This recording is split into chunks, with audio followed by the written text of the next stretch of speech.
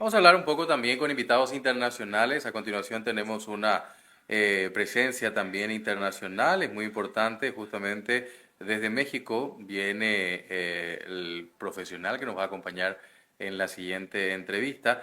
Y vamos a hablar un poco sobre un evento que se va a llevar a cabo aquí en Asunción en marzo, en un seminario sobre campañas políticas, pero hablamos también del contexto de México en particular, ya que la semana pasada han tenido una situación bastante complicada y cómo se está viviendo también las cuestiones en este país y el impacto en América Latina. El evento se llevará en el Gran Hotel del Paraguay y vamos a conocer detalles primeramente saludando a nuestro próximo invitado. ¿Qué tal, profesor? ¿Cómo está? Un gusto saludarlo.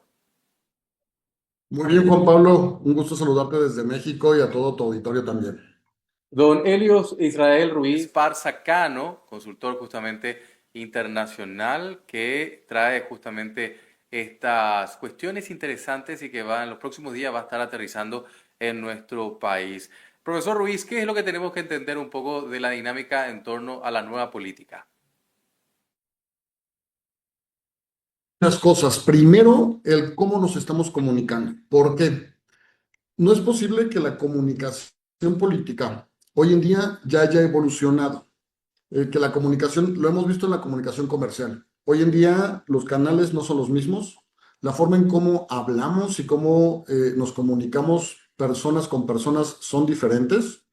Inclusive hemos visto los comerciales, ¿no? De las grandes empresas, pues no son las mismas formas en cómo se comunican y no son los mismos comerciales, ¿no? Que utilizan hoy en día. ¿Por qué los políticos siguen hablando como en los noventas o como en los 2000? No ha evolucionado justamente esta forma de hablar, esta forma de comunicarse de la política hacia los ciudadanos, de los políticos hacia los ciudadanos. Y justo por eso es necesario dar ese paso de evolución. La gente está cansada de escuchar los mismos mensajes, de escuchar los mismos eslogans, ¿no? Y de escuchar lo mismo de siempre. Por eso la gente ya no quiere escuchar a los políticos. Ahora, esto lleva también a un elemento donde creo que se está generando un debate muy grande en distintos círculos y es el futuro de la democracia. Como hemos aprendido, como conocemos y ante la presencia de todo el mundo tecnológico y con la inteligencia artificial, nos lleva hacia un escenario de hacia dónde va la política. Justamente ese es el enfoque que se tiene que dar. ¿Por qué? Porque parece que la política no va junto con la sociedad. Parece que van hacia otro lado distinto. Y por eso mismo la gente ya no se siente identificada ni mucho menos representada por los políticos. Y tú muy bien lo comentas, y los medios de comunicación lo saben perfectamente. ¿Por qué? Porque han evolucionado junto con la sociedad. Pero al momento de hablar con los políticos parece que están en otro mundo. Entonces, debemos justamente ser empáticos con la población, debemos comunicarnos como se comunican las personas, usar las palabras que usan las personas. Justamente los políticos creen que si usan palabras rebuscadas o muy técnicas, se creen que se escuchan más importantes o más inteligentes. Y lo único que hacen con eso es alejar a la gente. Profesor, una cuestión que en lo particular yo ando trabajando mucho y es el concepto del humanismo digital. Haciendo un paralelismo con eso, tenemos que pensar también en un humanismo político. Totalmente, totalmente. Porque si la comunicación no se siente humana, si la comunicación no conecta con la realidad de los ciudadanos, y pongamos algo muy pragmático. Si no conecta tu mensaje con las personas a las cuales quieres llegarles, si lo quieres ver desde la forma pragmática política, la gente no va a interesarle. Como por qué le va a interesar a la persona que tiene problemas, que tiene sus necesidades, que tiene sus propios sueños? ¿Por qué le va a interesar escuchar a una persona, hombre o mujer, candidato, candidata o gobernante, que les habla sobre los problemas de ellos, o sea, sobre sus propios problemas, el político, o sus propias metas, que es ser candidato, que es ser diputado, que es ser presidente municipal o ser presidente o presidenta? Yo tengo los míos, ¿cómo por qué voy a escucharte a ti? Entonces, si no entramos en este tema del humanismo, es decir, si no bajamos la comunicación a la ciudadanía, hoy en día ya no conectan esos mensajes donde antes el candidato, la candidata, el político estaba acá arriba, ¿no? Y lo veíamos hacia arriba.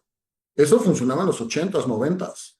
Hoy Ujú. en día, lo que busca el ciudadano es alguien como él, que lo represente, que conozca sus necesidades, que conozca su región, porque de repente vemos cada propuesta que se nota que ni siquiera conocen la región.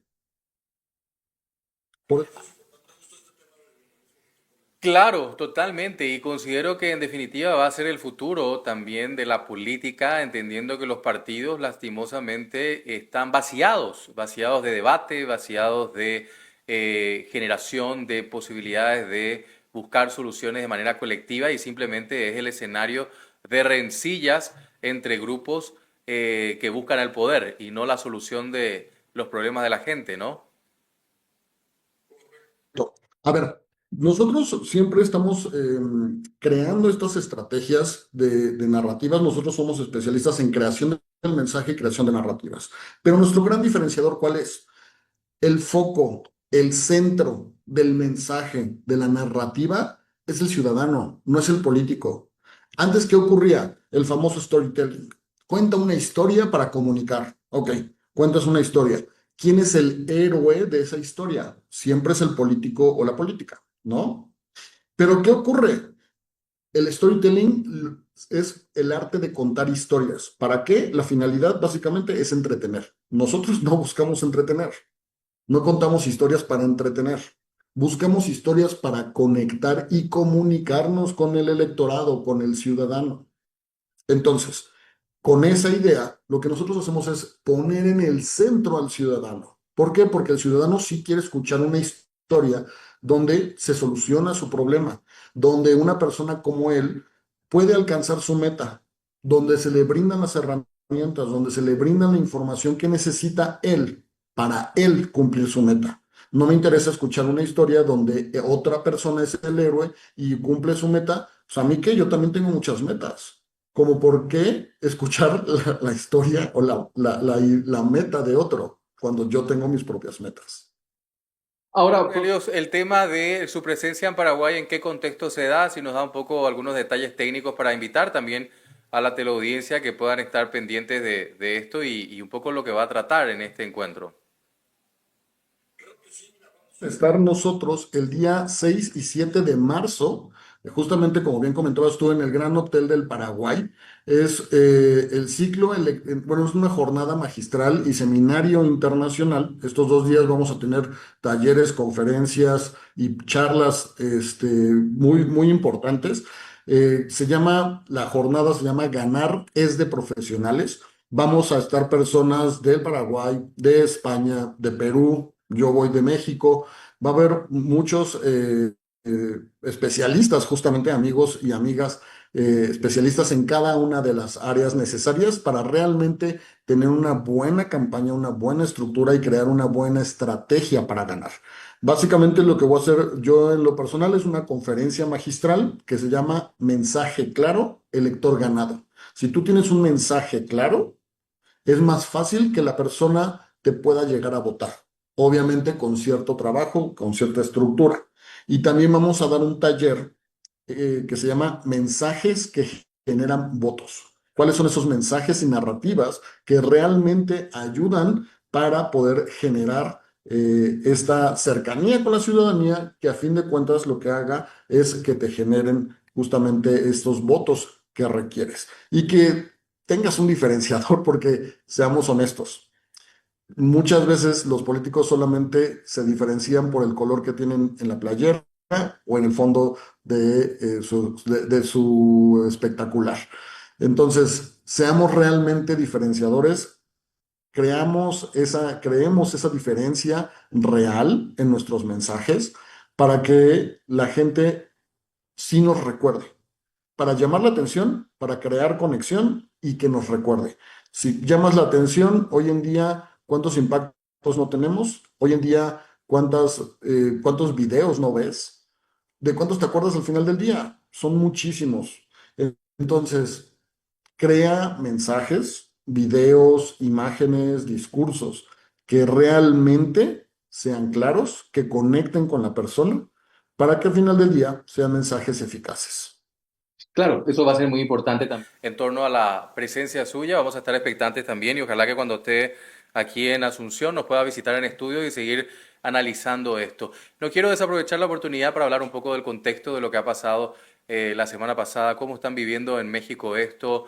Hablemos un poco también de las nuevas políticas públicas en relación también a esta alianza estratégica. Anoche en el discurso del Estado de la Unión también el presidente norteamericano ha hecho alusión al tema diciendo que ha sido gran parte el éxito de su propia gestión. ¿Cómo están viviendo esto, profesor Helios?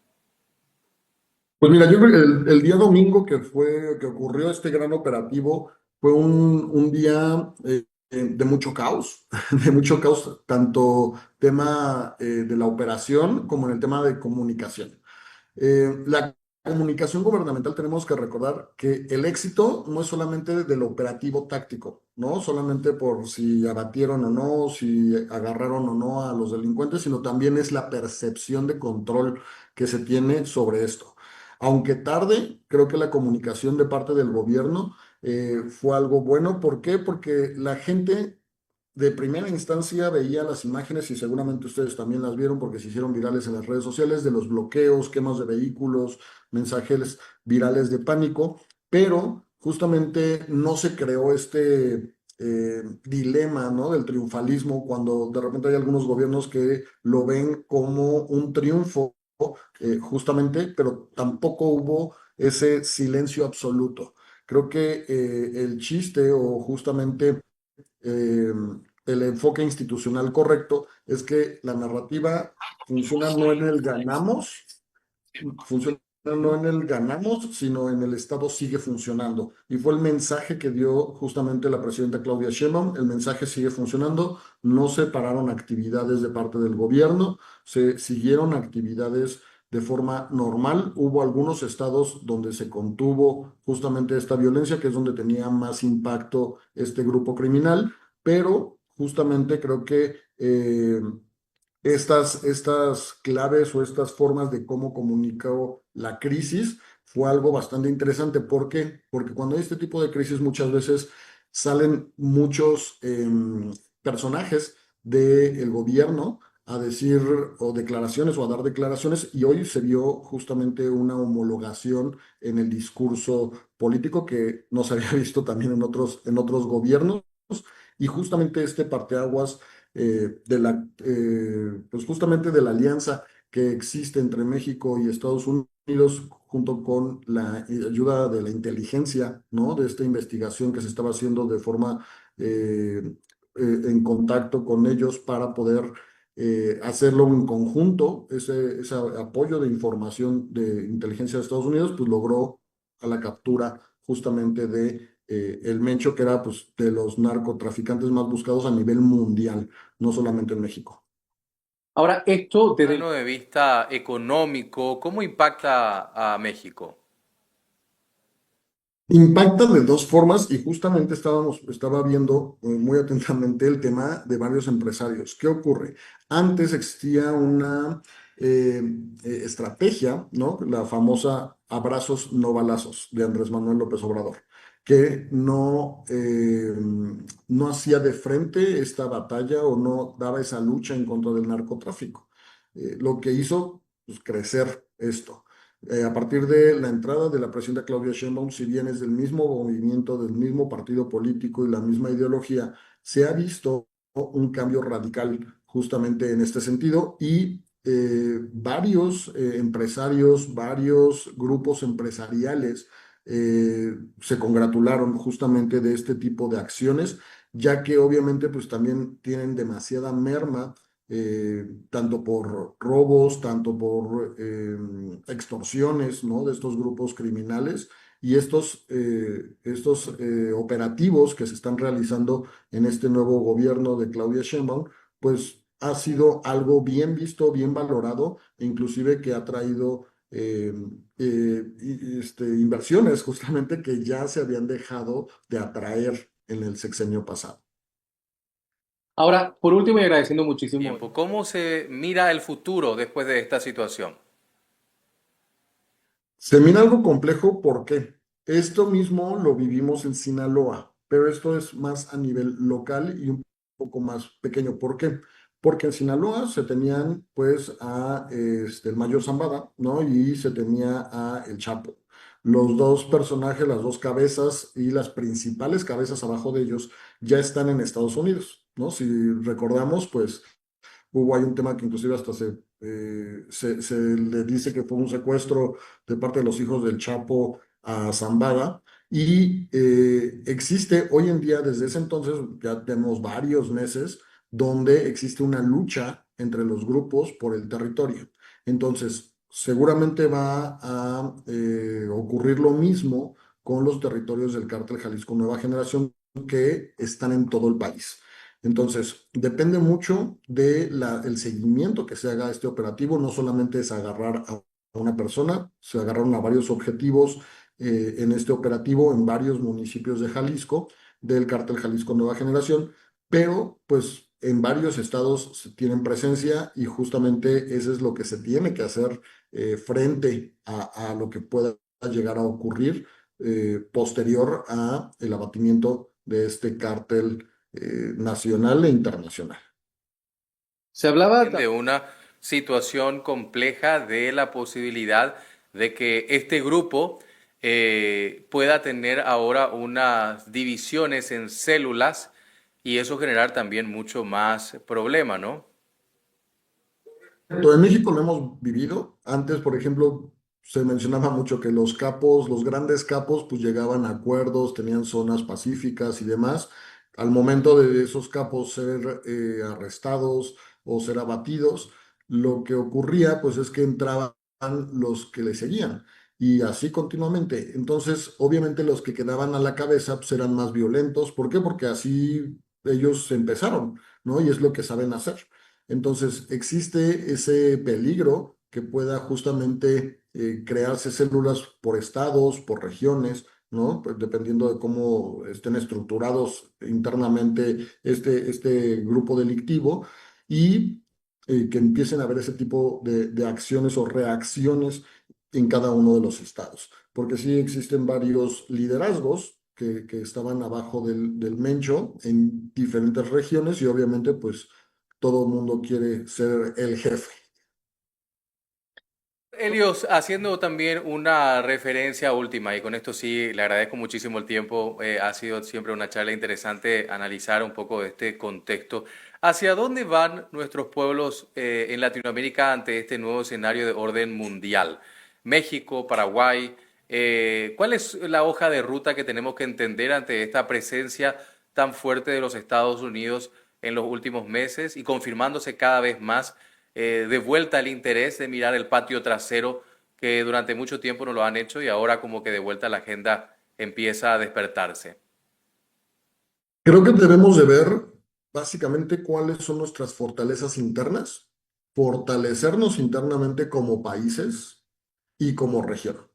¿Por qué? Porque no podemos depender de alguien que no sabemos si se despierte de buenas o de malas, porque tal parece que es como se toman las decisiones en Casa Blanca, ¿no? Entonces, es importante justo tener muy bien cuáles son nuestros pros, nuestros contras, ahora sí que básicamente nuestro FODA, cuáles son nuestras fortalezas, nuestras debilidades, amenazas y oportunidades para saber hacia dónde poder ir nosotros como países.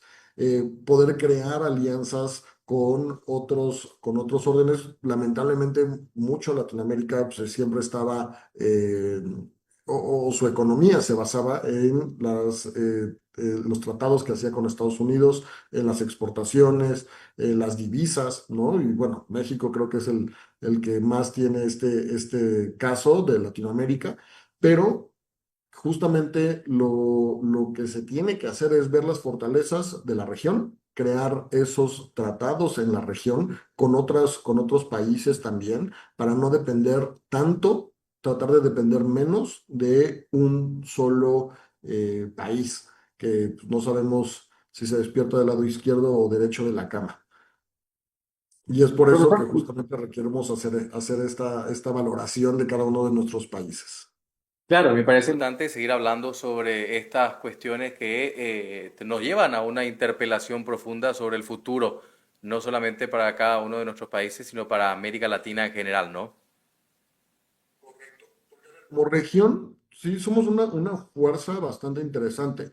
Lamentablemente el tema político, ¿no? Y las ideologías de nuestros presidentes, pues de repente nos llevan a tener ciertas separaciones que pues solamente son mediáticas o políticas. Pero pues en el tema social somos hermanos justamente y creo que eso es algo muy importante que podemos dejar de lado las diferencias y buscar cuáles son las coincidencias como región, como bien comentas tú, Juan Pablo. profesor, muchísimas gracias por el tiempo. Esperamos en marzo y como le mencionaba, espero tenerlo aquí en piso para analizar estos y otros temas. Yo con mucho gusto estaré por ahí. Profesor Helios Es Israel. Esparza Cano, consultor de Elitix Consulting, hablando justamente sobre este tema de la importancia de la comunicación para llevar no solamente los procesos políticos, sino el proceso en general. La buena comunicación hace también un diferencial importante.